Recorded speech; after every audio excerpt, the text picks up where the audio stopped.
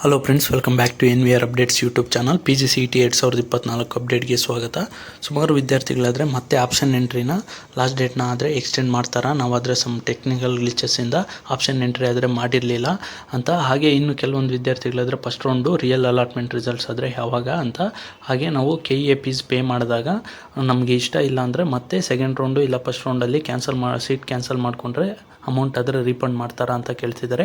ಹಾಗೆ KE fees ಜೊತೆಗೆ ನಾವು ಮತ್ತೆ ಕಾಲೇಜ್ಗೆ ಅಡ್ಮಿಷನ್ ಹೋದಾಗ ಫೀಸ್ನಾದರೆ ಎಕ್ಸ್ಟ್ರಾ ಪೇ ಮಾಡಬೇಕಂತ ಈ ರೀತಿ ಅನೇಕ ಡೌಟ್ಸ್ ಆದರೆ ಕೇಳ್ತಿದ್ದಾರೆ. ಇದ್ರ ಬಗ್ಗೆ ಎಲ್ಲನೂ ನಾನು ಈ ವಿಡಿಯೋದಲ್ಲಾದರೆ ಕಂಪ್ಲೀಟಾಗಿ ನಿಮಗೆ ತಿಳಿಸ್ಕೊಡ್ತೀನಿ. ಅದಕ್ಕೂ ಮುನ್ನ ನಮ್ಮ ಚಾನಲ್ಗೆ ಇನ್ನೂ ಯಾರು ಸಬ್ಸ್ಕ್ರೈಬ್ ಆಗಿಲ್ವೋ ಸಬ್ಸ್ಕ್ರೈಬ್ ಆಗಿ. ಹಾಗೆ ವಿಡಿಯೋ ಇನ್ಫಾರ್ಮೇಟಿವ್ ಅನ್ಸಲ್ಲಿ ತಪ್ಪದೇ ವಿಡಿಯೋಗಾದರೆ ಒಂದು ಲೈಕ್ ಆದರೆ ಮಾಡಿ. ಇದರಿಂದ ನಮಗೂ ಮೋಟಿವೇಶನ್ ಸಿಗುತ್ತೆ ಹೆಚ್ಚು ವೀಡಿಯೋಸ್ ಆದರೆ ಮಾಡೋಕ್ಕೆ. ನಿಮಗೂ ಕಂಟಿನ್ಯೂಸ್ ಆಗಿ ಕೌನ್ಸ್ಲಿಂಗ್ ಅಪ್ಡೇಟ್ಸು ಈಗಾಗಲೇ ನೀಡ್ತಾ ಬಂದಿದ್ದೀನಿ, ಮುಂದೆನೂ ನೀಡ್ತೀನಿ.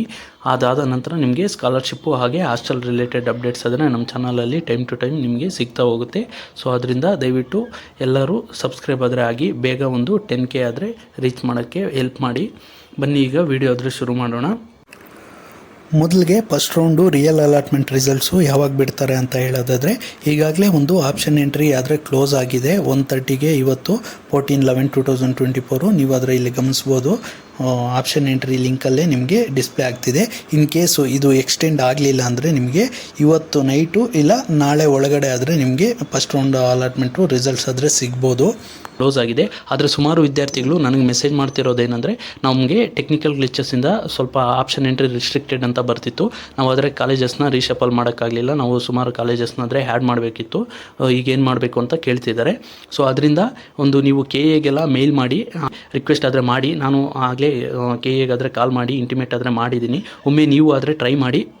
ಹೀಗೆ ಸುಮಾರು ವಿದ್ಯಾರ್ಥಿಗಳಾದರೆ ಬೈತಿದ್ದಾರೆ, ಸುಮಾರು 15 ದಿನಗಳಿಂದ ನೀವೇನು ಮಾಡ್ಕೊಂಡಿದ್ರಿ ಆಪ್ಷನ್ ಎಂಟ್ರಿಯಲ್ಲೇ ಈ ರೀತಿ ಆದರೆ ಟೈಮ್ ಆದರೆ ವೇಸ್ಟ್ ಮಾಡ್ತಿದ್ದಾರೆ ಅಂತ ಒಂದು ಫ್ರಸ್ಟ್ರೇಟ್ ಆದರೆ ಆಗ್ತಿದ್ದಾರೆ. ಆದರೆ ಕೆಲವೊಂದು ವಿದ್ಯಾರ್ಥಿಗಳಾದರೆ ಒಂದು ನಮ್ಮ ಚಾನಲಲ್ಲಿ ರೆಗ್ಯುಲರ್ ಆಗಿ ವ್ಯೂವರ್ಸ್ ಆಗಿದ್ದರೆ ನಿಮಗೆ ಅಪ್ಡೇಟ್ ಆದರೆ ಮಾಡ್ತಿದ್ದೆ ಟೈಮ್ ಟು ಟೈಮು ಒಂದು ಆಪ್ಷನ್ ಎಂಟ್ರೀಸ್ ಎಲ್ಲ ಮಾಡ್ಕೊಂಡಿದ್ದಾರೆ. ಕೆಲವೊಂದು ವಿದ್ಯಾರ್ಥಿಗಳು ಇನ್ನೂ ಒಂದು ಆಪ್ಷನ್ ಎಂಟ್ರಿ ಬಗ್ಗೆ ಒಂದು ಆಲ್ಮೋಸ್ಟ್ MTech ವಿದ್ಯಾರ್ಥಿಗಳಿಗಾದರೆ ಈಗಾಗಲೇ ಕೇಸೆಟ್ ಎಲ್ಲ ಬರೆದು ಅವರು ಆಪ್ಷನ್ ಎಂಟ್ರಿ ಎಲ್ಲ ತಿಳ್ಕೊಂಡಿರ್ತಾರೆ. ಅದರಿಂದ ಅವ್ರಿಗೆ ಒಂದು ಐಡಿಯಾ ಆದರೆ ಇರುತ್ತೆ ಆಪ್ಷನ್ ಎಂಟ್ರಿ ಬಗ್ಗೆ ಎಲ್ಲ.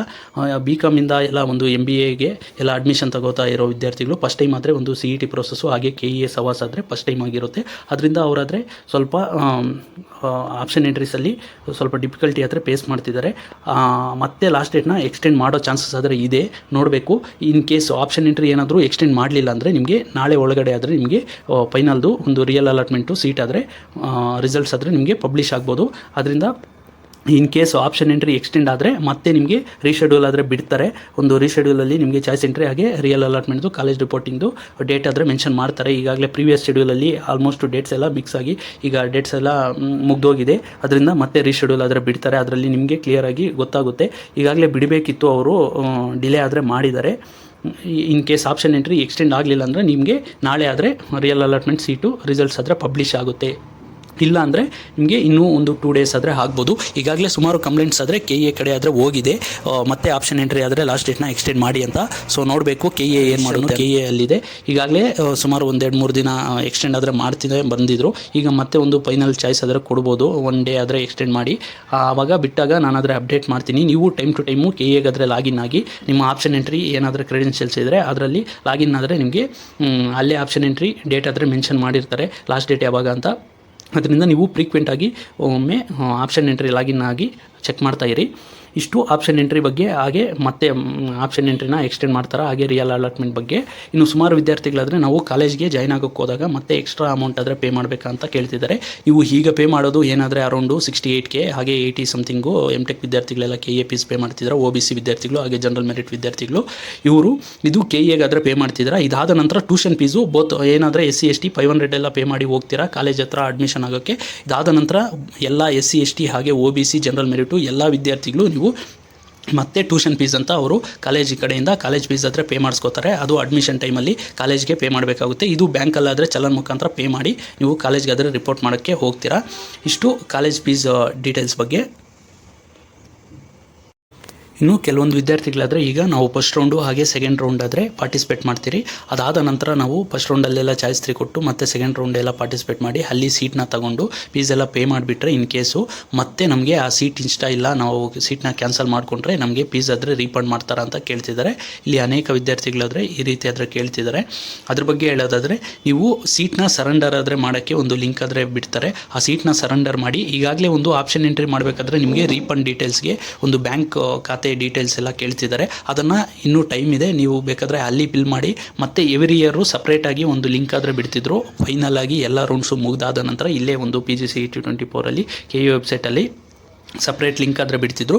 ಈ ವರ್ಷ ಒಂದು KCET ಜೊತೆಗೆ ಈಗ PGCETಯಲ್ಲಿ ನಿಮಗೆ ಆಪ್ಷನ್ ಎಂಟ್ರಿ ಲಾಗಿನ್ ಆದಾಗ ಒಂದು ರೀಫಂಡ್ ಡೀಟೇಲ್ಸ್ ಆದರೆ ಕೇಳ್ತಿದ್ದಾರಲ್ವ, ಬ್ಯಾಂಕ್ ಡೀಟೇಲ್ಸು ಫಿಲ್ ಮಾಡಿ. ಏನು ಪ್ರಾಬ್ಲಮ್ ಏನಾಗಲ್ಲ. ಇನ್ ಕೇಸು ನೀವೇನಾದರೂ ಸೀಟ್ ಕ್ಯಾನ್ಸಲ್ ಮಾಡಿಕೊಂಡ್ರೆ ಸರೆಂಡರ್ ಮಾಡಿದಾಗ ನಿಮಗೆ ಫೀಸ್ ಆದರೆ ರೀಫಂಡ್ ಆದರೆ ಆಗುತ್ತೆ. ಆದರೆ ಒಂದು 5K ಅಮೌಂಟ್ ಆದರೆ ಡಿಡಕ್ಟ್ ಮಾಡ್ಕೋತಾರೆ. ಅದು ಪೆನಾಲ್ಟಿಯಾಗಿ ನೀವು ಇಷ್ಟು ರೌಂಡ್ಸ್ ಎಲ್ಲ ಪಾರ್ಟಿಸಿಪೇಟ್ ಮಾಡಿ ಪ್ರೋಸೆಸ್ಸಲ್ಲಿ ಇನ್ವಾಲ್ವ್ ಆಗಿದ್ದಕ್ಕೆ ನೀವು ಪೇ ಮಾಡಿರೋ CET ಫೀಸಲ್ಲಿ 5,000 ಇಟ್ಕೊಂಡು ಇನ್ನು ಉಳಿದಿದ್ದ ಅಮೌಂಟ್ ಆದರೆ ನಿಮ್ಮ ಬ್ಯಾಂಕ್ ಖಾತೆಗಾದರೆ ಟ್ರಾನ್ಸ್ಫರ್ ಆದರೆ ಮಾಡ್ತಾರೆ. ಅದರಿಂದ ನೀವು ಹೊರೆ ಆಗೋಗುತ್ತಿಲ್ಲ. ನೀವು ಪಾರ್ಟಿಸಿಪೇಟ್ ಮಾಡಿ. ನಿಮಗೆ ಇನ್ ಕೇಸು ಬೇಡ ಅಂದರೆ ಫೈನಲ್ ರೌಂಡ್ ಆದ ನಂತರನೂ ನೀವು ಆದರೆ ಸೀಟ್ನ ಆದರೆ ಸರೆಂಡರ್ ಮಾಡಿ ನಿಮ್ಮ ಅಮೌಂಟ್ ಆದರೆ ರೀಫಂಡ್ ಆದರೆ ಮಾಡ್ಕೋಬೋದು. ಅದರಿಂದ ನಿಮಗೆ ಅಮೌಂಟ್ ಆದರೆ ಸಿಗುತ್ತೆ, ನೀವಾದರೆ ವರಿ ಆಗೋ ಅಗತ್ಯವಿಲ್ಲ. ಇನ್ನೂ ಸುಮಾರು ವಿದ್ಯಾರ್ಥಿಗಳಾದರೆ ಕಾಲೇಜಸ್ನ ಇದು ಕಾಮೆಂಟ್ ಮುಖಾಂತರ ತಿಳಿಸಿ ಹಾಗೆ ನಮಗೆ ಮೆಸೇಜ್ ಮಾಡ್ತಿದ್ದಾರೆ, ಸರ್ ನಮಗೆ ಈ ಕಾಲೇಜ್ ಆದರೆ ಮಾರ್ಕ್ ಅಲಾಟ್ಮೆಂಟಲ್ಲಿ ಸಿಕ್ಕಿದೆ, ಅದೇ ಕಾಲೇಜು ರಿಯಲ್ ಅಲಾಟ್ಮೆಂಟಲ್ಲಿ ಸಿಗುತ್ತಾ ಅಂತ ಕೇಳ್ತಿದ್ದಾರೆ. ಅದೇ ಇನ್ ಕೇಸು ಒಂದು ನೀವೇನಾದರೂ ಚೇಂಜಸ್ ಮಾಡಿಲ್ಲ ಅಂದರೆ ಒಂದು 90% ಅದೇ ಕಾಲೇಜ್ ಆದರೆ ಸಿಗೋ ಚಾನ್ಸಸ್ ಆದರೆ ಇರುತ್ತೆ. ನೋಡಿರಿ ನೀವು ಇನ್ ಕೇಸ್ ಏನಾದರೂ ಅದರಲ್ಲಿ ಆರ್ಡರ್ ಮಾಡೋದು ರೀಶೇಪಲ್ಲೆಲ್ಲ ಮಾಡಿದರೆ ಮತ್ತೆ ಕಾಲೇಜಸ್ ಆದರೆ ಚೇಂಜಸ್ ಆಗ್ಬೋದು. ಇನ್ನು ಕೆಲವೊಂದು ವಿದ್ಯಾರ್ಥಿಗಳಾದರೆ ಕಾಲೇಜಸ್ ಹಾಕಿ ಆ ಕಾಲೇಜು ಚೆನ್ನಾಗಿದೆಯಾ ಇಲ್ವಾ ಅಂತ ಕೇಳ್ತಿದ್ದಾರೆ. ನಿಮ್ಮ ರ್ಯಾಂಕಿಂಗು ಚೆನ್ನಾಗಿ ಬಂದಿದ್ದರೆ ನೀವು ಟಾಪ್ ಕಾಲೇಜಸ್ಗೆ ಆ್ಯಡ್ ಮಾಡ್ಬೋದಿತ್ತು. ಟಾಪ್ 10 ಟಾಪ್ 20 ಕಾಲೇಜಸ್ನೇ ಆ್ಯಡ್ ಮಾಡಬೇಕಿತ್ತು. ಅಲ್ಲಿ ನಿಮಗೆ ಬೆಸ್ಟ್ ಪ್ಲೇಸ್ಮೆಂಟ್ ಆದರೆ ಸಿಗುತ್ತೆ. ಈಗ ನಿಮ್ಮ ರ್ಯಾಂಕಿಂಗು ಜಾಸ್ತಿ ಇದ್ದಿದ್ದಕ್ಕೆ ನೀವು ಕಾಲೇಜಸ್ನಾದರೆ ಆ್ಯಡ್ ಮಾಡಿದರೆ ನೀವು ಕೋರ್ಸ್ ಕಂಪ್ಲೀಟ್ ಮಾಡಬೇಕು ಅಂದ್ಕೊಂಡಿದ್ದೀರಾ, ಇಲ್ಲ ಪ್ಲೇಸ್ಮೆಂಟು ಎಲ್ಲ ಚೆನ್ನಾಗಿ ಇರಬೇಕು ಅಂತ ಅಂದ್ಕೊಂಡಿದ್ದೀರಾ. ಪ್ಲೇಸ್ಮೆಂಟು ಬೇಕೇ ಬೇಕು ಅಂದರೆ ನಿಮ್ಮ ರ್ಯಾಂಕಿಂಗು ಜಾಸ್ತಿ ಇದ್ದರೆ ನಿಮಗೆ ಬೆಸ್ಟ್ ಕಾಲೇಜ್ ಆದರೆ ಸಿಗೋದಿಲ್ಲ. ಅದರಿಂದ ಮತ್ತೆ ನೀವು ಪ್ಲೇಸ್ಮೆಂಟ್ ಬೇಕು ಅಂದ್ಕೊಂಡಿದ್ರೆ ನೀವು ಮ್ಯಾನೇಜ್ಮೆಂಟ್ ಥ್ರೂ ಆದರೆ ಬೆಸ್ಟ್ ಕಾಲೇಜಸ್ಗೆ ಆದರೆ ಜಾಯ್ನ್ ಆಗ್ಬೋದು. ಈಗ ಸಿಕ್ಕಿದ್ದು ನಾನು ಕೋರ್ಸ್ ಕಂಪ್ಲೀಟ್ ಮಾಡಿಕೊಂಡು ಮತ್ತೆ ಒಂದು ಎಲ್ಲಾದರೂ ಜಾಬ್ನ ಟ್ರೈ ಮಾಡ್ತೀನಿ, ಅಲ್ಲಿ ಬರೋ 1-2 ಕಂಪ್ನೀಸಲ್ಲಿ ಆದರೆ ಟ್ರೈ ಮಾಡ್ತೀನಿ ಅನ್ನೋ ನೀವು ಯಾವ ಕಾಲೇಜ್ಗಾದರೂ ಜಾಯ್ನ್ ಆಗ್ಬೋದು. ಕೋರ್ಸ್ ಕಂಪ್ಲೀಟ್ ಮಾಡಬೇಕಂದ್ರೆ ನಿಮ್ಮ ರ್ಯಾಂಕಿಂಗ್ ನಿಯರ್ ಬೈ ಇರೋ ಕಾಲೇಜ್ಗೆ ಜಾಯ್ನ್ ಆಗಲೇಬೇಕು. ನಿಮಗೆ ಆ ಕಾಲೇಜ್ ಚೆನ್ನಾಗಿದೆಯಾ ಅಂದರೆ ನಿಮ್ಮ ರ್ಯಾಂಕಿಂಗು ಚೆನ್ನಾಗಿ ಬಂದಿದ್ದರೆ ನಿಮಗೆ ಬೆಸ್ಟ್ ಕಾಲೇಜೇ ಸಿಗ್ತಿತ್ತು. ಸೊ ಅದರಿಂದ ಈ ಕಾಲೇಜ್ ಚೆನ್ನಾಗಿದೆಯಾ ಇಲ್ವಾ ಅಂತ ಅನ್ನೋದನ್ನು ಬಿಟ್ಟು ನಿಮಗೆ ಸಿಕ್ಕಿರೋ ಕಾಲೇಜಲ್ಲಿ ಜಾಯ್ನ್ ಆಗಿ ಅದರಲ್ಲಿ ಕೋರ್ಸ್ನಾದರೆ ಕಂಪ್ಲೀಟ್ ಆದರೆ ಮಾಡ್ಕೊಳ್ಳಿ. ಇನ್ ಕೇಸು ನಮಗೆ ಬೆಸ್ಟ್ ಪ್ಲೇಸ್ಮೆಂಟ್ ಬೇಕಂದರೆ ನಿಮಗೆ ಆಪ್ಷನ್ ಹೆಂಗೂ ಇದೆ, ಮ್ಯಾನೇಜ್ಮೆಂಟಲ್ಲಾದರೆ ಹೋಗಿ ಅಲ್ಲಿ ಸುಮಾರು ಒಂದು 4-5 ಲಕ್ಷ ಆದರೆ ಕೇಳ್ತಾರೆ. ಅದರಿಂದ PGCET ಮುಖಾಂತರ ಹೋದರೆ ನಿಮಗೆ ಮತ್ತೆ ಸ್ಕಾಲರ್ಶಿಪ್ಪು ಬರುತ್ತೆ. ಜನರಲ್ ಮೆರಿಟು ಹುಡುಗರು ಬಿಟ್ಟು ಒಂದು OBC ಲೋಯರ್ ಇನ್ಕಮ್ ಎಲ್ಲ ಯಾರಿಗಾದರೆ ಇದ್ದಾರೆ ನಾನ್ ಕ್ರಿಮಿ ಲೇಯರಲ್ಲಿ ಅಂಥ ವಿದ್ಯಾರ್ಥಿಗಳಿಗೆ ಒಂದು 30-40% ಆದರೆ ಸ್ಕಾಲರ್ಶಿಪ್ಪಲ್ಲಿ ರೀಫಂಡ್ ಆಗುತ್ತೆ. ಇನ್ನು SC ST ವಿದ್ಯಾರ್ಥಿಗಳಿಗೆ CET ಫೀಸ್ ಎಲ್ಲ ಕಂಪ್ಲೀಟಾಗಿ ರೀಫಂಡ್ ಆಗುತ್ತೆ. ಅದ್ರ ಬಗ್ಗೆ ಎಲ್ಲ ಡೀಟೇಲ್ಡ್ ವೀಡಿಯೋ ಆದರೆ ನಾನು ಮುಂದಿನ ದಿನಗಳಲ್ಲಿ ಕಂಪ್ಲೀಟು ನಿಮಗೆ ಇನ್ಫಾರ್ಮೇಷನ್ ಆದರೆ ನೀಡ್ತಾ ಬರ್ತೀನಿ. ಅದರಿಂದ ನಮ್ಮ ಚಾನಲ್ಗಾದರೆ ಸಬ್ಸ್ಕ್ರೈಬ್ ಆಗಿ. ಇನ್ನೂ ಹೆಚ್ಚಿಗೆ ಏನಾದರೂ ನಿಮಗೆ ಡೌಟ್ಸ್ ಇದ್ದರೆ ಕಾಮೆಂಟ್ ಮುಖಾಂತರ ಹಾಕ್ಬೋದು. ಹಾಗೆ ಇನ್ಸ್ಟಾಗ್ರಾಮ್ ಮುಖಾಂತರ ಫಾಲೋ ಆಗಿ ಅಲ್ಲಿ ಮೆಸೇಜ್ ಮಾಡ್ಬೋದು. That's all for this video. Keep watching NVR updates for more educational and scholarship related updates. Thanks for watching guys. ಮುಂದಿನ ವಿಡಿಯೋ ಎಲ್ಲಾದರೆ ಸಿಗೋಣ.